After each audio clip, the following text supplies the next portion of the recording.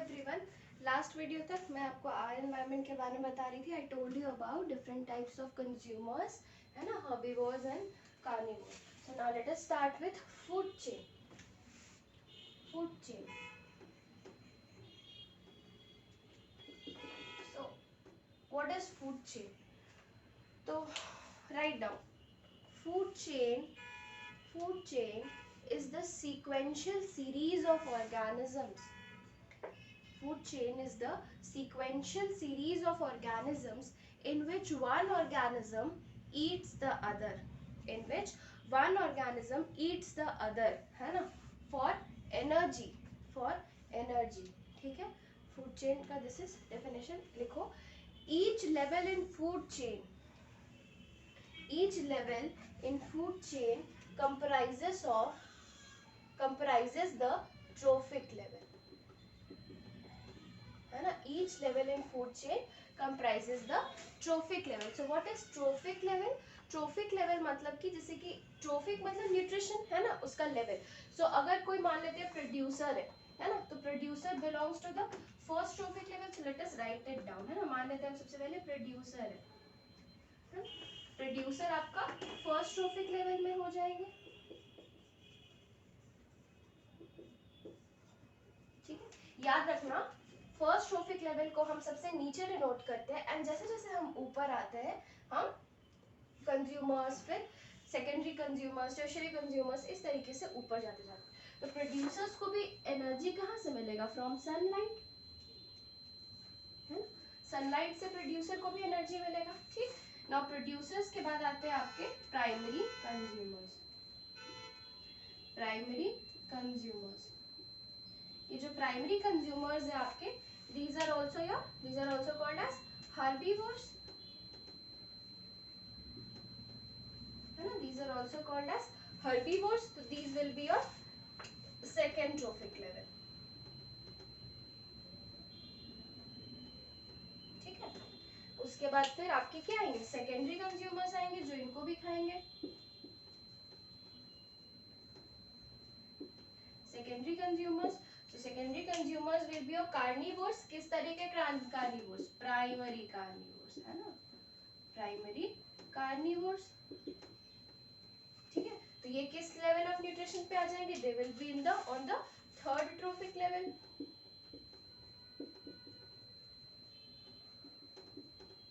ठीक है. They will be on the third trophic level. आगे secondary consumers will be consumed on by the tertiary consumers. Tertiary consumers, है ना. तो they will be secondary carnivores, है कि नहीं. So they will be secondary carnivores. ठीक. और ये इनका ट्रोफिक लेवल क्या हो जाएगा? They will be in the fourth trophic level.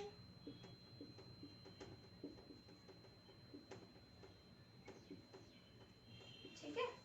फिर आपका फाइनली आएगा क्वार्टरनरी कंज्यूमर. याद रखना, क्वार्टरनरी कंज्यूमर के ऊपर और ऑर्गेनिजम्स नहीं जा सकते हैं. हम आपको आगे बताएंगे क्यों, व्हेन आई टीच यू 10% का. ठीक है. सो टर्शियरी कंज्यूमर के ऊपर आपका क्वार्टरनरी कंज्यूमर्स.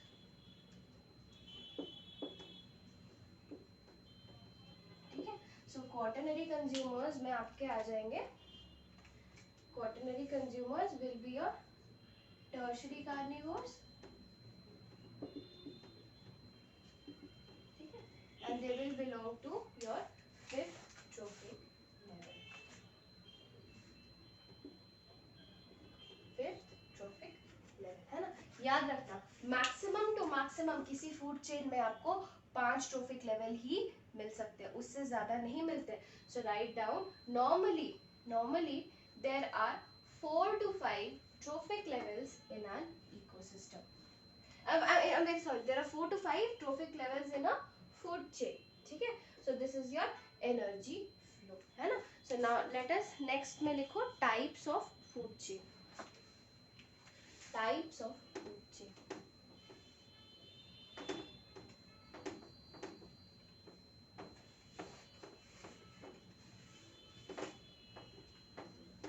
ठीक है. So see your NCERT page number number 258 है ना, देखो 258 में फिगर 15.1, फिगर 15.1 जो दिया है उसमें आपको 3 फूड चेन बनाया हुआ है ना, पहला forest food chain, grassland food chain and pond food chain, ये तीनों आपको जानना है, ड्रॉ करने की जरूरत नहीं, एग्जाम में आएगा नाम के साथ लिख देना। सो let us start with first, that is forest food chain. आप अपने बुक में भी लेबल कर सकते हैं इसको, है ना, कॉपी में भी लिख लेना। तो फॉरेस्ट फूड चेन का एग्जांपल क्या है, सबसे पहले ट्रीज है, ठीक है, ट्रीज को आपका डियर खाया है ना, डियर को टाइगर खाया, ठीक है, इसमें 3 ट्रोफिक लेवल भी है ना। मिनिमम कितने ट्रोफिक लेवल्स हो सकते हैं एक फूड चेन में, मिनिमम, सबसे कम सोच के बताना, ठीक है, नेक्स्ट क्लास में डिस्कस करेंगे। सो ट्रीज आपका क्या हो गया, दीज आर प्रोड्यूसर्स, है ना, ये आपका डियर क्या हो गया, प्राइमरी कंज्यूमर या हर्बीवोर, ठीक है, एंड टाइगर क्या हो गया, सेकेंडरी कंज्यूमर हो गया यहाँ पे, ठीक है, या फिर कार्निवोर, है ना, 1 डिग्री कार्निवोर, है ना, प्राइमरी सेकेंडरी को 1 डिग्री 2 डिग्री ऐसे भी डिनोट करते हैं। ट्रोफिक लेवल क्या हो गया बच्चा, चलो बताओ इसका trophic level, this will belongs to first trophic level, this will be second trophic level and this will be your third trophic level. कोई दिक्कत है इस पे, यहाँ तक मेरे को नहीं लगता होना चाहिए। Now let us come on to आपका grassland ecosystem, grassland food chain, I am very sorry, है ना, this will also start with, let us say it starts with herbs, है ना, कोई herbs है। Now this herbs are eaten away by the insects, ठीक है, इन insects को आपके क्या खाया, बुक में फ्रॉग खाया, है ना, फ्रॉग को स्नेक खाया एंड स्नेक को आपका ईगल खाया, ठीक है, herbs को insects खाए, insects को फ्रॉग खाया, फ्रॉग को स्नेक खाया, स्नेक को ईगल खाया, ठीक है। सो अपने अपने बताओ, है ना, खुद से ऐसे ही लिखो, this will be your producer, this will be for primary consumer, secondary consumer, tertiary consumer, quaternary consumer, इसके आगे आपका नहीं जाता है, ठीक है। सो ये क्या हो जाएगा आपका, this will be your producer, तो producer ये हो गया, consumer में this will be herbivore, this will be 1 degree carnivore, second degree या secondary carnivore, tertiary carnivore, है ना, this will be tertiary carnivore। आगे बढ़ते हैं, this is your first trophic level, second trophic level, third trophic level, fourth trophic level and fifth trophic level, है ना। उसी तरीके से next one is pond ecosystem, है ना, ये एक्वाटिक इकोसिस्टम का एग्जांपल है, so it is pond ecosystem, pond food chain, why I am saying ecosystem के बारे में है ना, pond food chain, so let us start with plants, ठीक है, plants are eaten by small, ये scorpion का फोटो दिया है आपके बुक में, scorpion is eaten by a fish, ठीक है, and this fish is eaten by a stork, ठीक है। so यहाँ पे plants क्या होगा, this is producer, primary consumer, secondary consumer, tertiary consumer, है ना, this is your herbivore, primary carnivore, secondary carnivore, first trophic level, second trophic level, third trophic level, fourth trophic level। Example लिखने आएगा ऐसे ही, इसका labelling के साथ exam में लिखना, टीचर खुश हो जाएंगे, ठीक है। सो आगे बढ़ते हैं, ना फूड चेन की तो बात कर लिए हम, ठीक है, अच्छा अभी मिटाते नहीं है इसको, let us come on to food web, let us come on to food web, so what is food web। अब आप सोचो कि ये जो स्नेक है, ये स्नेक जो अपने एनवायरनमेंट में है, क्या ये सिर्फ इसी फ्रॉग को खाता होगा, क्या ये सिर्फ फ्रॉग को खा के जिंदा रहता होगा, नहीं, आपको पता है होना चाहिए कि जो स्नेक है ये रैबिट को भी खा सकता है, ठीक है, दिस ऑल्सो ईट्स रैबिट, तो अब रैबिट इज अ हर्बीवोर, है ना, रैबिट आपका हर्बीवोर है, तो वो प्राइमरी कंज्यूमर में आ जाएगा, वो अर्ब्स को खाता है ना, गाजर खाता है, घास खाता है, ठीक है। सो उस टाइम स्नेक का आपका ट्रोफिक लेवल क्या हो जाएगा, उस टाइम स्नेक का trophic level third trophic level हो जाएगा, उस टाइम आपका ये जो स्नेक आपका अभी सेकेंडरी कार्निवोर है वो आपका प्राइमरी कार्निवोर बन जाएगा, है कि नहीं। तो ये बात याद रखना कि कोई भी जो ऑर्गेनिज्म है सिर्फ एक ही ऑर्गेनिज्म पे डिपेंड नहीं करता है फॉर फूड, डिफरेंट ऑर्गेनिज्म पे डिपेंड करता है। तो ये जो मेरे को फूड चेन का एग्जांपल, फूड चेन जो हम लेते हैं, दिस इज जस्ट थ्योरेटिकल, है ना, ऐसा रियल लाइफ में पॉसिबल नहीं है। रियल लाइफ में मेरे को क्या मिलता है, वी गेट फूड वेब, तो लिखो definition of food web, food web is are various, food web are various interlinked food chains, है ना, food web are various interlinked food chain. एक ऑर्गेनिज्म दूसरा को खाया, है ना, वो दूसरे को भी खा सकता है, वो दूसरे के द्वारा खाया जा सकता है। सो this is food web. Reality में मेरे को क्या मिलता है, वी गेट फूड वेब, है ना। और ट्रोफिक लेवल हम कैसे डिसाइड करते हैं, कोई हम एक पर्टिकुलर फूड चेन देखे, उसमें वो किसको खा रहा है वो देख के हम उसका ट्रोफिक लेवल डिटरमाइन कर सकते हैं ना। जैसे कि अभी हम मान लेते हैं आई एम ईटिंग, मान लेते हैं हम ईटिंग राइस, ठीक है, तो अभी presently I am a primary consumer, I am a herbivore, ठीक है। लेकिन जब हम वही चिकन खाए तो चिकन हम क्या खाएंगे, प्लांट को हेन खाया, हेन को चिकन खाया, so I am secondary consumer या आई एम प्राइमरी कार्निवोर, है ना, या I belong to the third trophic level. So trophic level या क्या जो एनर्जी, मतलब जब हम जो खा रहे उस हिसाब से हम डिटरमाइन करते हैं कि क्या किस ट्रोफिक लेवल को हम बिलोंग करते हैं ना। सो एक ऑर्गेनिज्म एक ही बार में 2 ट्रोफिक लेवल को बिलोंग कर सकता है, कब, जैसे कि हम राइस के साथ चिकन खा रहे हैं, है ना, so I belong to 2 trophic levels, 2 या 3 ऐसे कर सकते हैं, ठीक है, जरूरी नहीं है कि हमेशा एक में ही हो। So this is all about your trophic level, food chain and food web. आगे बढ़ते हैं, now let us come on to, हाँ, 10% लॉ एंड हेडिंग 10% लॉ।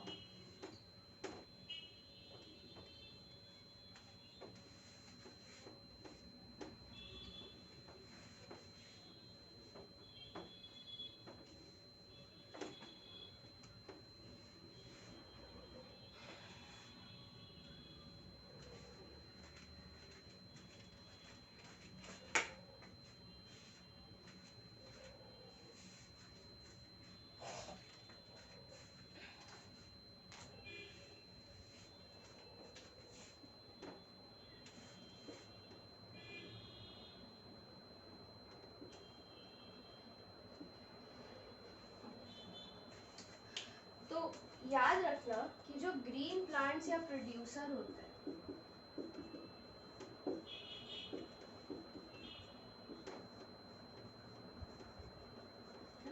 जो ग्रीन प्लांट या प्रोड्यूसर होते हैं, इनके ऊपर जो सनलाइट गिरता है ये इसका सिर्फ 1% एब्जॉर्ब करते हैं। They absorb just the 1% of incident sunlight on them, है ना। मान लेते हैं किसी प्लांट के ऊपर 10,000 जूल्स ऑफ एनर्जी गिर रहा है, मान लेते हैं। सनलाइट क्या एनर्जी है, एनर्जी को वी मेजर इन जूल्स। तो लेट अस अज्यूम कि किसी प्लांट के ऊपर 10,000 जूल्स ऑफ एनर्जी गिर रहा है, ठीक है, तो इट विल अब्सॉर्ब इट्स 1%। कितना अब्सॉर्ब करेगा, प्लांट को कितना एनर्जी मिलेगा, plant will get 100 joule of energy, है ना। 1% कितना हो गया 10,000 का, 100, कैसे, 1 बाई, सॉरी, हाँ, तो परसेंट आपका 1/100 इंटू 10,000 कितना हो गया, इट इज 100 जूल, ठीक है। परसेंट निकालना चाहते हैं, मैथ्स का पार्ट है। नेक्स्ट आगे बढ़ते हैं। अब क्या कहता है 10% लॉ, कि एक बार प्लांट जब 1% ऑफ इंसिडेंट एनर्जी एब्जॉर्ब कर लिया, उसके बाद सब्सिक्वेंट ट्रोफिक लेवल्स पे वो सिर्फ अब्जॉर्ब्ड एनर्जी का 10% ही ट्रांसफर करेगा, ठीक है। तो हम मान लेते हैं इस प्लांट को अब कोई इंसेक्ट खाया, ठीक है, हम मान लेते हैं इस प्लांट को कोई इंसेक्ट खाया, ठीक है, तो ये इंसेक्ट को कितना एनर्जी देगा, ये 100 जूल का अब इसको 10% देगा, है ना। तो इसके इंसेक्ट के पास कितना एनर्जी आया, 10 जूल ऑफ एनर्जी आया, ठीक है। अब हम मान लेते हैं कि इस इंसेक्ट को फिर से एक चिड़िया खाई, है ना, इस इंसेक्ट को फिर से एक चिड़िया खाई, ठीक है, बर्ड खाई, तो ये बर्ड के पास फिर कौन सा कितना एनर्जी ट्रांसफर होगा, फिर से 10% होगा, तो इसको कितना एनर्जी मिलेगा, 1 जूल मिलेगा, है ना। अब इस बर्ड को या हेन को हम मान लेते हैं कोई इंसान खाया, ठीक है, कोई इंसान खाया, तो अब इसका फिर से 10% ट्रांसफर होगा इंसान में, तो इंसान को सिर्फ कितना एनर्जी मिलेगा, 0.1 जूल का। तो अब आप सोचिए ट्रोफिक लेवल बढ़ने के साथ, है ना, एनर्जी ट्रांसफर कम हो रहा है लेकिन बॉडी साइज ऑर्गेनिज्म का बढ़ता जा रहा है। तो आप सोचो कि किसको जिंदा रहने के लिए ज्यादा एनर्जी का जरूरत पड़ेगा, इस इंसेक्ट को या इस इंसान को। ऑब्वियस सी बात है, इंसान को, इतना बड़ा बॉडी है, इतना ज्यादा वर्क है, तो ज्यादा एनर्जी इंसान को चाहिए होगा, लेकिन इसको इंसेक्ट से कम एनर्जी मिल रहा है, है ना। तो हमको क्या करना पड़ेगा, हमको ऐसा कम से कम 10 बर्ड खाना होगा, तब जाके मेरे लिए रिक्वायर्ड अमाउंट ऑफ एनर्जी मिलेगा, है कि नहीं। और ये इंसेक्ट वैसे ही कुछ अमाउंट ऑफ प्लांट को खाएगा, वैसे ही बर्ड और ज्यादा अमाउंट ऑफ इंसेक्ट को खाएगा। तो क्या होता है कि एक लेवल के बाद जो एनर्जी फिर से 10% ट्रांसफर होगा, तो वो जो 10% एनर्जी ट्रांसफर होगा वो बहुत कम हो जाता है अमाउंट में, है ना। उतना सा एनर्जी में कोई नया ऑर्गेनिज्म नहीं जीवित रह सकता है ना, एक और ट्रोफिक लेवल पे। इसीलिए आपका जो फूड चेन या फूड वेब्स होते हैं, जो ट्रोफिक लेवल्स होते हैं, वो 5 से ज्यादा नहीं होते, है ना। इसीलिए आपके जो फूड चेन्स होते हैं उनमें 5 से ज्यादा ट्रोफिक लेवल नहीं होते, क्योंकि एक ट्रोफिक लेवल के बाद एनर्जी कितना भी ट्रांसफर करे वो बहुत कम हो जाएगा, है ना। तो मैक्सिमम आपका 5 तक ही जाता है, ठीक है। सो this is an example of 10% law. So write down, है ना। The 10% law states that the 10% law states that energy transferred from one trophic level to the other is only 10%, ठीक है। उसके बाद लिख लो, the producer absorb 1%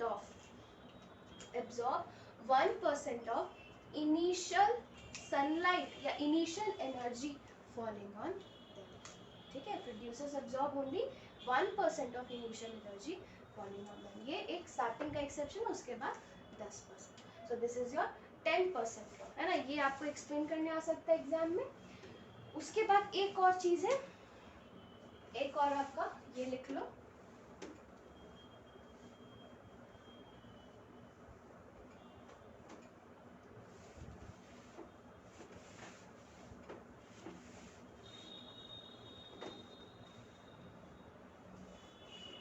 flow of energy in our ecosystem is unidirectional.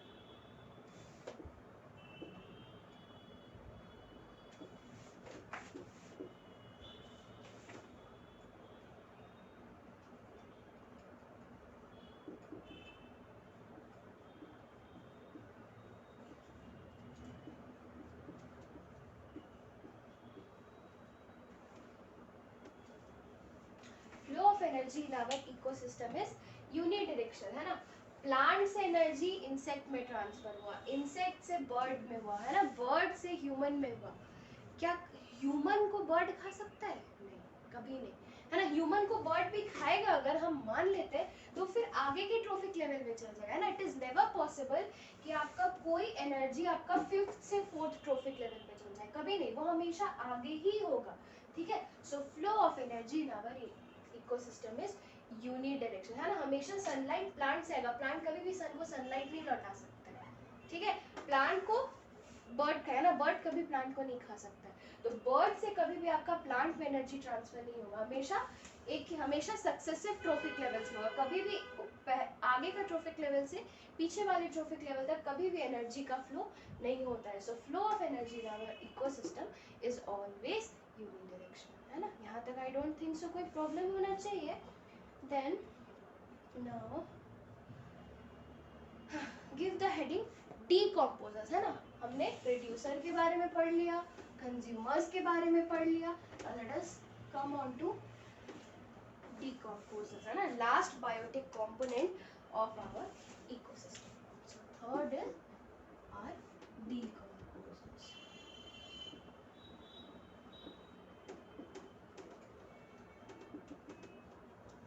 ठीक है। Third are decomposers. Decomposers का क्या काम है ना। आप सोचिए कि कोई ऑर्गेनिज्म मर गया, ठीक है, एन ऑर्गेनिज्म डाइड, या उसका कुछ रिमेनेंट पार्ट्स है, उसमें भी कुछ अमाउंट ऑफ एनर्जी रहा होगा। अब वो एनर्जी को या न्यूट्रिएंट्स को अगर बार बार रिसाइकल नहीं किया जाएगा, तो वो तो लिमिटेड अमाउंट में ही है, वो तो फिर हमेशा रह जाएगा वैसे, है ना। आप सोचिए कि आपने सब्जी का छिलका उतारा, ठीक है, वो सब्जी का छिलका अगर वैसे ही रह जाएगा, तो आप सोचिए दुनिया भर में सिर्फ छिलका ही जमा हो जाएगा, है ना। वो छिलका को दोबारा क्या करना पड़ेगा, उसको सड़ना पड़ेगा, है ना। सड़ना क्या होता है, वो वापस से ब्रेक डाउन होगा, है ना, अपने सेलुलर कंपोनेंट्स में, और फिर वापस से सॉइल में चला जाएगा। सो डीकॉम्पोजिशन मतलब क्या, किसी भी चीज को तोड़ना। तो डीकॉम्पोजर्स का क्या काम होता है, they break down the dead and decaying matter of any environment, ठीक है। और इनका फंक्शन क्या हुआ, their function is very important, they return all the nutrients and energy back to the ecosystem, है ना। जो ट्रैप हो गया इधर उधर एनर्जी, है ना, डिट्राइटर्स के फॉर्म में, सड़े हुए चीज़ों के फॉर्म में, तो उसको वो वापस से इकोसिस्टम में लौटाने के लिए हेल्प करता है, ठीक है। तो डिकम्पोजर्स के एग्जाम्पल कौन हो गए, फंजाई, बैक्टीरिया, अर्थवर्म एटसेट्रा, ना, ये 3 याद रखना।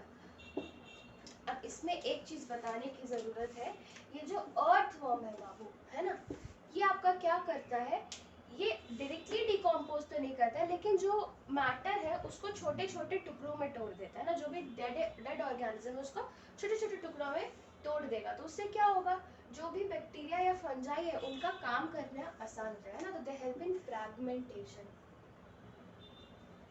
ऑफ डिट्राइटस, है ना। डिट्राइटस क्या है, dead and decaying matter is called as detritus. जो भी वेस्ट मटेरियल है जो सड़ रहा है, that is called as detritus, है ना।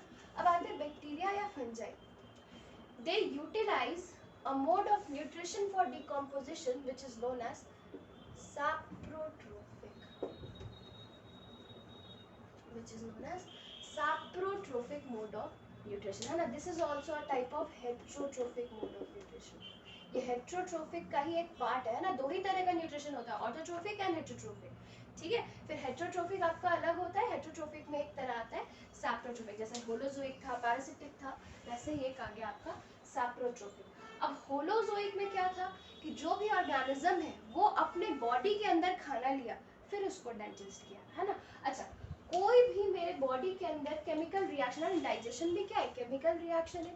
मेरे बॉडी में कोई भी chemical reaction occurs with the help of enzymes, occurs with the help of enzymes। So what are enzymes, है ना, what are enzymes? So enzymes आपका, these are biocatalysts, enzymes are biocatalysts, ठीक है।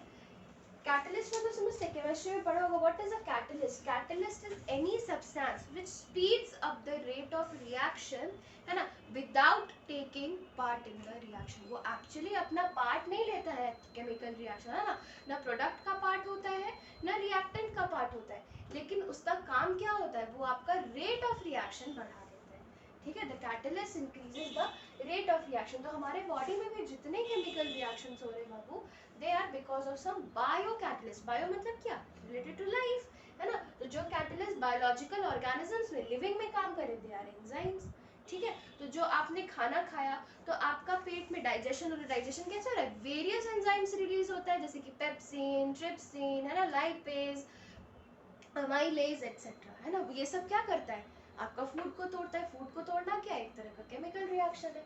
तो होलोजोइक मोड ऑफ न्यूट्रिशन में ऐसा होता है। सैप्रोट्रोफिक मोड ऑफ न्यूट्रिशन में क्या होता है, पहले खाना डाइजेस्ट किया जाता है बॉडी के बाहर, है ना, और जब सड़ जाए खाना, सड़ना मतलब क्या, डिकम्पोज होना, कॉम्प्लेक्स से सिंपलर सब्सटेंसेस में टूट जाना। तो जब ये आपका कॉम्प्लेक्स से सिंपलर सब्सटेंसेस में टूट जाएगा, है ना, खत्म मतलब डिकम्पोज कर जाएगा, उसके बाद इसको एब्जॉर्ब किया जाता है। समझ में आया होलोजोइक और सैप्रोफिटिक में डिफरेंस। होलोजोइक में पहले खाना अंदर लिए, उसके बाद उसका ब्रेक डाउन किया। सैप्रोट्रोफिक में एंजाइम्स को बॉडी के बाहर छोड़ा, है ना। होलोजोइक में क्या किया, खाना अंदर लिए, एंजाइम्स की मदद से खाना को तोड़ के फिर एब्जॉर्ब कर लिए। सैप्रोट्रोफिक में क्या होगा, एंजाइम्स को बॉडी के बाहर छोड़ेंगे, बाहर छोड़ने के बाद वो एंजाइम्स क्या करेगा, खाना डाइजेस्ट करेगा। वो खाना जब डाइजेस्ट होगा, जब कॉम्प्लेक्स से सिंपलर सब्सटेंसेस में टूट जाएगा, तब उसको एब्जॉर्ब करेगा, है ना। तो एनवायरनमेंट में जब खाना टूट रहा है, यही तो हमको अल्टीमेटली चाहिए कि जो भी मेरा कॉम्प्लेक्स सब्सटेंसेस है वो सिंपलर सब्सटेंसेस में टूट जाए, ताकि दूसरे ऑर्गेनिज्म उसको दोबारा से यूज कर सके, ठीक है। So these are your decomposers, है ना। सो यहाँ पे आपका एनवायरनमेंट वाला का मेन खत्म होता है। एक थोड़ा सा बचा है, ozone layer. So I discuss it in the live class, या सेंटर पे जब क्लास लेंगे तो वो 5 मिनट का टॉपिक है, वो हम आपको वहाँ पे पढ़ा देंगे। सो this is all about our environment.